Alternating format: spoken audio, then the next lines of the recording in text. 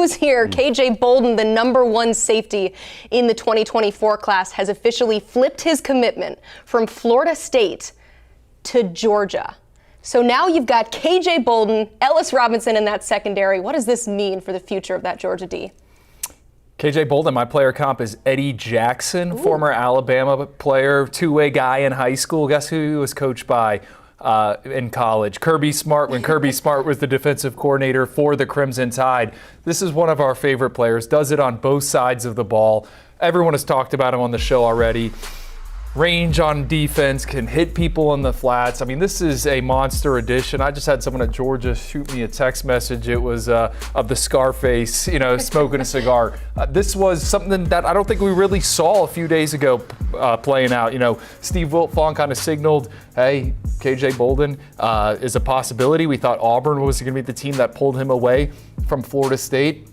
Georgia kept chipping away. Last cycle, they missed out on Caleb Downs in their backyard. Now they add KJ Bolden. You think about the crystal ball as well. Back in the spring, it was all pointing toward Georgia when he announced that commitment to Florida State. You go on his profile, it's still 4 out of 4 of the predictions were with the Bulldogs. So this was something that had been in the works really early on in the recruiting battle. It was kind of a surprise that he picked the Seminoles in the first place. And then obviously Florida State is in there with Auburn at the end. And there was a lot of smoke about, potentially interest in Alabama and Ohio State, where he has some family connections, but this is a return in a way to that normalcy what we saw in the recruiting process early on, with Georgia being the team that he maybe felt the most comfort with, and maybe from a developmental standpoint is maybe where he's placing his bet and saying, hey, this is the program that's going to get me ready for the NFL. You mentioned the late push from Auburn, also went on a visit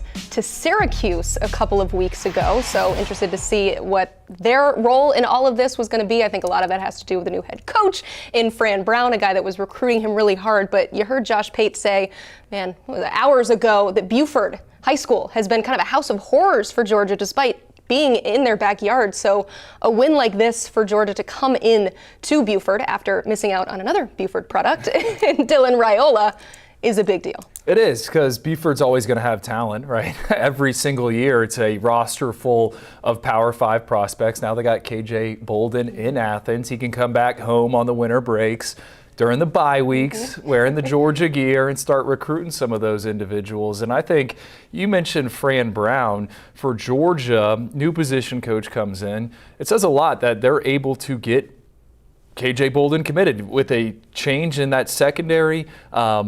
Georgia, it feels like Kirby Smart is Nick Saban in terms of the staff starts leaving, new guys coming in, but the machine just keeps chugging along.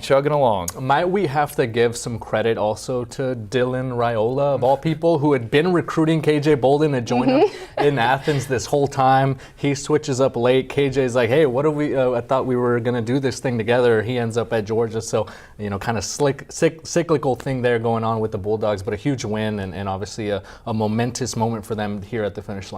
We have another momentous moment to talk about, because with KJ Bolden now in the fold, we are ready to call the race for the #1 class in favor of the Georgia Bulldogs. 11 top 100 players, now 3 5-stars, 3 guys who are #1 at their position.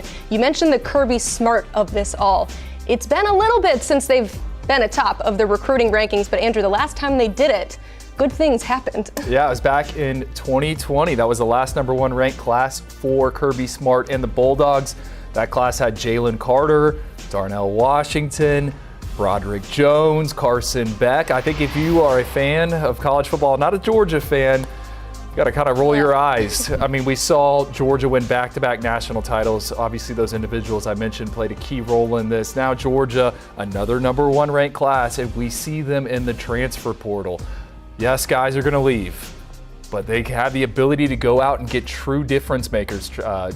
ETN, the running back from Florida, has been linked to Georgia. I mean, this is Kirby Smart. I just compared him to Nick Saban. It's starting to feel very Saban-esque there in Athens. The effects of what we've seen them do on the field, because not only are they producing NFL draft talent, but you're going there to win college championships. And they fell a little bit short of the playoff this year. But if this is a down year and you're rebuilding and reloading like Georgia is, I don't know if a lot of programs want to know what Georgia could be when they're rolling on all cylinders on the field and in recruiting.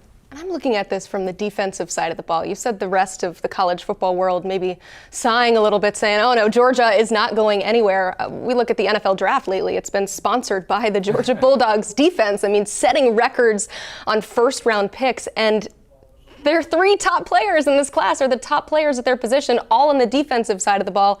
Number 1 safety, number 1 corner, number 1 linebacker. You said it's very Nick Saban-esque, but Kirby Smart loves to bring in those defensive pieces. We haven't even talked about the linebackers yet. We sat on this set last year saying that they had the top trio in college football that was coming in. One of them got in the field in C.J. Allen. So what do this year? They go out and get Justin Williams, our number 1 ranked linebacker. Didn't get Sammy Brown, who's ended up at Clemson. So they go and get Chris Cole to follow him up. I mean, they are reloading unlike anyone else at that position. I think it starts with Kirby, and then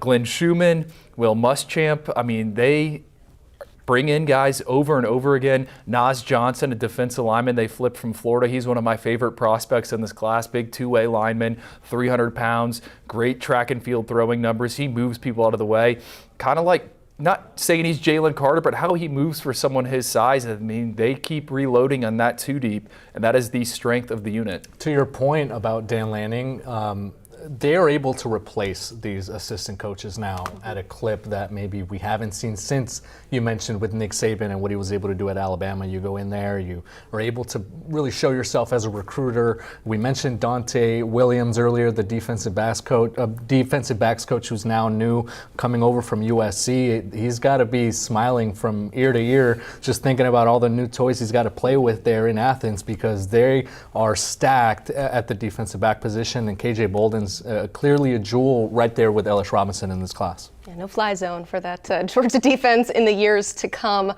Congratulations to Georgia for being named the number 1 class in the 2024 cycle. Quite the haul for Kirby Smart and company.